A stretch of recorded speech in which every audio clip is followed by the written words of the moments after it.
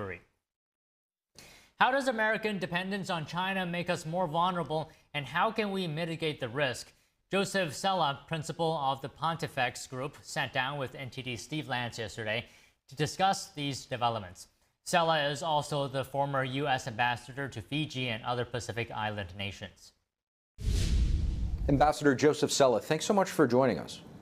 Thanks for the opportunity, Steve. Great to be with you. It's really great to have you, Ambassador. You have a lot of experience in the South Pacific, in that region. When it comes to China, how does the Chinese Communist Party use our open trade and investment systems ultimately to work against us? They really miss no opportunity to exploit our free and open system from the Indo-Pacific to the shores of the United States of America. And no matter the sector or strata, I saw it firsthand when in Fiji. I've seen it on the front lines here in Michigan in any number of ways. And it's important we, in a whole of society, whole of government manner, scale to be on the footing to counter those threats. What are some of your biggest concerns in terms of examples of our own dependence on China and how it can actually make our country more vulnerable? Sure, Steve. I think you can look at a couple of very contemporaneous instances. I think you look at the critical minerals supply chain. President Trump and Secretary Hegseth recognize it and move boldly and swiftly to engage in the partial acquisition of MP Materials in California so that we could have our supply chain bolstered for these instances that have military applications, because you do not want to be overly dependent on China or any other rogue regime during a time of war or other unrest. And to that point, talk to us, if you could, a little bit about the CCP's Belt and Road Initiative and really their focus on those critical minerals in Africa over the past couple of decades. Most of the time, while we were sort of caught up and tied up with the war on terror and not able to give Africa as much attention. Yeah, I think, and I would say not only Africa, but the Indo-Pacific as well, and elsewhere, even South America. So that was a generation plus, I would say, that we distracted, we were engaged, and again, put our footing further off from the threat from China.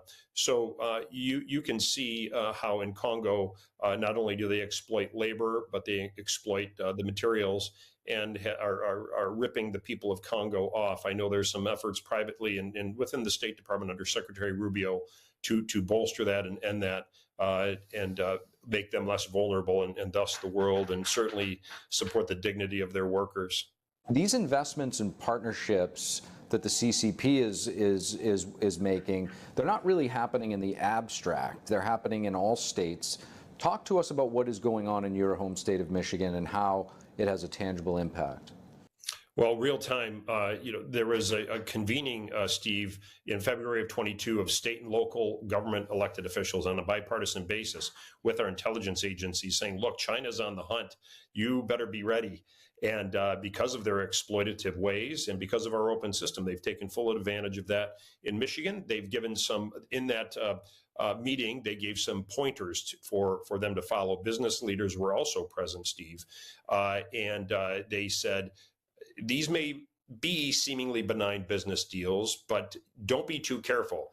You must exercise strict scrutiny, due diligence, operate transparently, make sure that these deals have integrity. And in Michigan, Governor Whitmer and others on the state and local and county level economic development agencies did exactly the opposite, to bring in very high-risk deals with two China-based, Chinese Communist Party-tied companies, Goshen and Cattle, to manufacture EV batteries and systems. They flaunted these warnings to our peril, and one is in greater jeopardy than the other, but it is a textbook example of a subnational incursion, and those on the local and state and county level, even some of our congressional delegation initially were not aware, but once educational engagement happened by the citizens as to the nature of these corrupted deals, they pounced, and we've met with great success. Now, Ambassador, there seems to be two frames of thought in Washington when it comes to China, maybe more. But, you know, most recently you hear China being referred to as a competitor or an adversary. Some folks say and talk about de-risking from China as opposed to decoupling. What do you think we need to do to completely mitigate the risk from China? Now, I would posit that we're in a Cold War with China. I would say it's much more complex than it was with the Soviet Union, because with the Soviets, we were not economically intertwined. We're not intertwined academically in a host of ways. Those gaps need to be shored up. I think it is imperative that we decouple when it comes to military and space and other critical minerals and technology to provide for our common defense. And I think decouple in other areas such as, or de-risk in other areas such as academia and as well as the EV battery realm, because that leaves us wide open. By mandate, the National Intelligence Law, National Security Law of China requires Chinese nationals to surveil, collect, and report as directed or on their own volition.